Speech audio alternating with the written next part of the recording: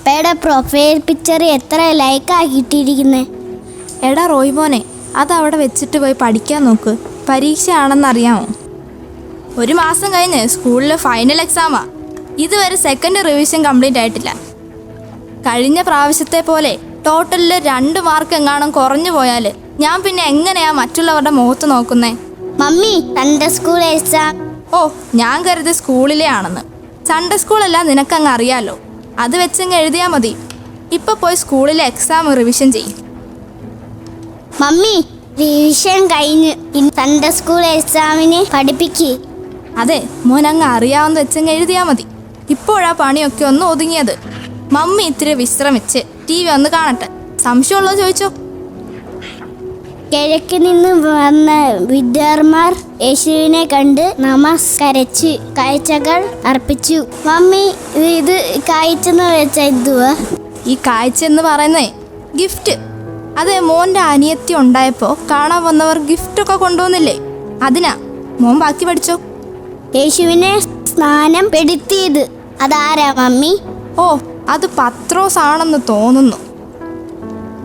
യേശു ക്രിസ്തു ജനിച്ചത് എവിടെ? അതെവിടെയാ മമ്മി? സിറിയയിലെങ്ങാണ്ടാന്ന് തോന്നുന്നു. നീ ഒന്ന് ChatGPT ഒന്ന് ചോദിച്ചു നോക്ക്. അയ്യോ, സൺഡേ സ്കൂൾ വണ്ടി വരാനായി. എക്സാം അല്ലേ, ഒന്ന് വേദപുസ്തകമൊക്കെ വായിച്ചിട്ടേ പ്രാർത്ഥിച്ചൊക്കെ പോ. ഒരു സങ്കീർത്തനം എടുത്ത് വായി. യഹോവ എൻ്റെ ഇടയാവുന്നു, എനിക്ക് മുൻതുണ്ട. ബാക്കി വായിച്ചേ. അയ്യോ, ഇതിൻ്റെ ചാർജ് തീർന്നുപോയി. പ്രാർത്ഥിച്ചൊക്കെ പോ.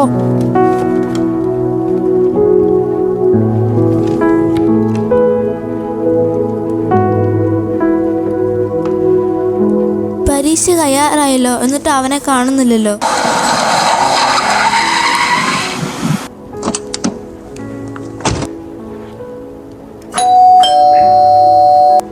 എത്തിയെന്ന് തോന്നുന്നു.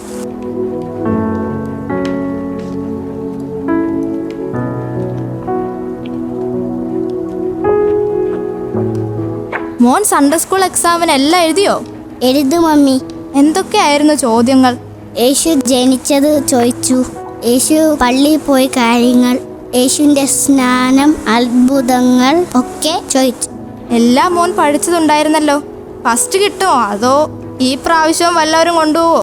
ഞാൻ എല്ലാം എഴുതി. പോയിരുന്ന് സ്കൂളിൽ റിവിഷൻ ചെയ്തോ ഇനി?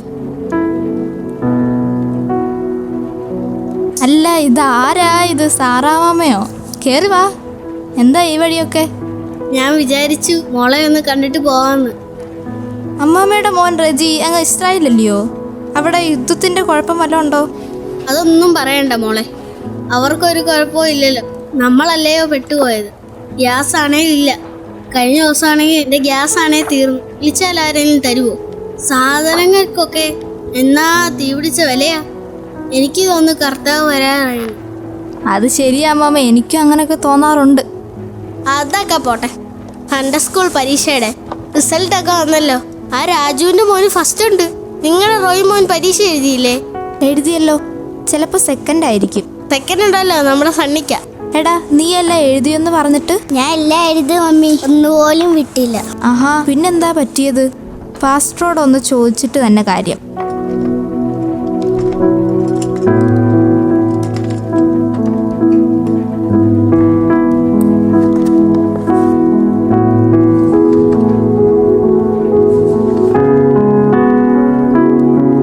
ടീച്ചറെ, റോയ്മോൻ എല്ലാം എഴുതിയെന്നാ പറയുന്നത്.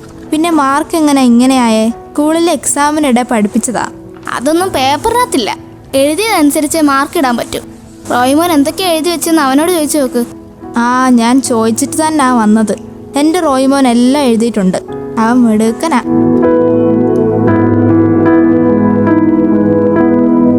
ആഹാ, എല്ലാരും ഉണ്ടല്ലോ. എന്താ ഒരു തർക്കം? അതെ വാസ്റ്ററേ, റോയ്മോൻ എല്ലാം എഴുതിയെന്നാ പറയുന്നേ. പക്ഷെ റിസൾട്ട് വന്നപ്പോൾ ഫസ്റ്റും ഇല്ല സെക്കൻഡും ഇല്ല. ഇതെന്ത് കളി? എല്ലാത്തിനും ഒരു പരിഹാരം ഉണ്ടാക്കാം.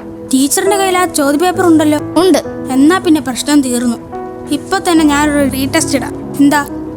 അത് മതി. ആ ചോദ്യപേപ്പർ ഇങ്ങോട്ട് എടുക്ക് ടീച്ചറെ. റോയ്മോനെ, നീ ഇങ്ങോട്ടൊന്ന് നിന്നേ. ആദ്യത്തെ ചോദ്യം, എരിഹോ മതിൽ തകർത്തതാര്? ഞാനല്ല, ആ ഐസക്കും ജോയിലും എപ്പോഴും ആ മതിലും കിടന്ന് ചാടും. അവിടെ അടുത്ത് ചോദിച്ചു, പാസ്റ്ററെ, എൻ്റെ റോയ്മോൻ അങ്ങനെ നശീകരണം ഒന്നും ചെയ്യത്തില്ല. ഗുഡ് ബോയ് അവൻ. പിന്നെ ഈ പേരമനത്തിലൊക്കെ കയറി ഞാരുന്നല്ലാതെ മതിലേലൊന്നും അവൻ കയറത്തില്ല. ഇനി അഥവാ അവൻ അത് വല്ലതും തകർത്തിട്ടുണ്ടെങ്കിൽ അതിൻ്റെ കേട് അങ്ങ് എണ്ണി തന്നേക്കാം. അതുകൊണ്ട് മാർക്ക് കുറയ്ക്കുമോ? ഇത് ബൈബിളിലെ ചോദ്യമായിരുന്നു. എന്തായാലും എഴുതിയില്ലെന്ന് മനസ്സിലായല്ലോ. ഒന്ന് തെറ്റിയാലും സെക്കൻഡ് പ്രൈസ് എങ്കിലും കിട്ടണ്ടേ? ഇനി അടുത്ത ചോദ്യം. ആദ്യത്തെ കൽപ്പന എന്ത്? ആർക്ക് കൊടുത്തു? അതനുസരിച്ചോ? എന്നിട്ട് എന്ത് പറ്റി? ഹൗവ ആദത്തിന്റെ അടുത്ത് പഴം കഴിക്കാൻ കൽപ്പിച്ചു.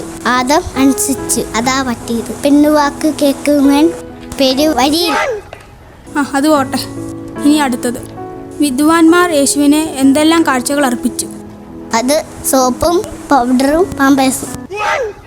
മമ്മി പറഞ്ഞല്ലോ അനിയത്തിക്ക് ഗിഫ്റ്റ് കൊടുക്കുന്നതാണ്. ഇനി അടുത്തത്. ദൈവം നമ്മുടെ പാവങ്ങൾ ക്ഷമിക്കണമെങ്കിൽ ആദ്യം നമ്മൾ എന്ത് ചെയ്യണം? അത് പാവം ചെയ്യണം.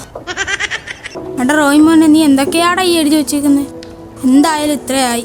എന്നാൽ പിന്നെ ബാക്കിയോടെ കേൾക്കാം. യേശുവിൻ്റെ ഏതെങ്കിലും ഒരു ഉപമയോ അത്ഭുത പ്രവൃത്തിയോ വിവരിച്ചെഴുതുക. അത് വലിയ ഉത്തരം. ഞാൻ ഉത്തര പേപ്പറിൽ നന്നായിട്ട് എഴുതിയിട്ടുണ്ട്. ഉത്തര പേപ്പർ ഇവിടെ ഉണ്ട്, ഞാൻ വേണം വായിക്കാം. യെരുശലേമിൽ നിന്നും യെരിഹോയിലേക്കൊരു മനുഷ്യൻ പോവുകയായിരുന്നു. വഴിയിൽ വെച്ച് അവനെ കൊള്ളക്കാർ ആക്രമിച്ചു. അവർ അവനെ നിർദ്ദയം മർദ്ദിച്ചു. ടിഷ്യൂം മൃതപ്രായനാക്കി കഷ്ണമാക്കി അവിടെ ഇട്ടു. ചിലത് നല്ലിടത്ത് വീണു, ചിലത് പാറപ്പുറത്ത് വീണു, ചിലത് മുള്ളുകൾക്കിടെ വീണു, ചിലത് കിളികൾ വന്ന് കൊത്തിക്കൊണ്ടുപോയി. യേശിച്ച 12 കൊട്ട നിറച്ചെടുത്തു. അതിലൊരു കൊട്ട ഇസ്കരിയാത്ത യൂദ കൊണ്ടുപോയി. ദേവാലയത്തിൽ കാളുകളെ ആടുകളെ വിൽക്കുന്നവർക്ക് 30 കാശിന് വിറ്റ് കളഞ്ഞു. ഏതായാലും നല്ല ഉത്തരങ്ങൾ. ഇനി ബാക്കിയോടെ വായിക്കണോ? വേണ്ട, മതിയായി. എല്ലാം എഴുതിയെന്ന് പറഞ്ഞപ്പോൾ ഇത്രയും പ്രതീക്ഷിച്ചില്ല. ബാലൻ നടക്കേണ്ടുന്ന വഴി അവനെ അഭ്യസിപ്പിക്കുക. കുഞ്ഞുങ്ങളോടുള്ള നമ്മുടെ ഉത്തരവാദിത്തങ്ങൾ മറക്കാതിരിക്കുക. ലോകത്തിന്റെ വിജ്ഞാനം പഠിപ്പിക്കാൻ എടുക്കുന്ന സമയത്തിന്റെയും ശ്രമത്തിന്റെയും ഒരംശമെങ്കിലും ശ്രമം വേദപഠനത്തിനു വേണ്ടി മാതാപിതാക്കൾ ചെലവഴിച്ചാൽ പുതിയ തലമുറ ദൈവകൃപയിൽ ആശ്രയിച്ചു വളരും. മുമ്പേ അവന്റെ രാജ്യവും നീതിയും അന്വേഷിപ്പീൻ, അതോടുകൂടി വേണ്ടതൊക്കെയും നിങ്ങൾക്ക് കിട്ടും എന്ന തിരുവചനം നമ്മെ പഠിപ്പിക്കുന്നു. ദൈവവചനം കാലിന് ദീപവും പാതയ്ക്ക് പ്രകാശവുമായിരുന്നാൽ മാത്രമേ മുമ്പോട്ടുള്ള യാത്ര ഫലപ്രദമാകൂ. അല്ലാഞ്ഞാൽ മണലിന്മേൽ അടിസ്ഥാനമിട്ട് വീട് പണിത ബുദ്ധിഹീനനായ മനുഷ്യന് സംഭവിച്ചത് നമുക്കും ഒരു മുന്നറിയിപ്പായി എഴുതപ്പെട്ടിരിക്കുന്നു. ശബ്ദം നൽകിയവരും പങ്കെടുത്തവരും: സൺഡേ സ്കൂൾ വിദ്യാർത്ഥി Joswin Liju, teacher Johanna Johnson, Sunday school വിദ്യാർത്ഥിയുടെ അമ്മ Junia C Johnson, pastor Levit Liju, കൂട്ടുസഹോദരി മാർവെല്ല ജെ ലിജു. ദൈവം നമ്മെ എല്ലാവരെയും ധാരാളമായി അനുഗ്രഹിക്കട്ടെ.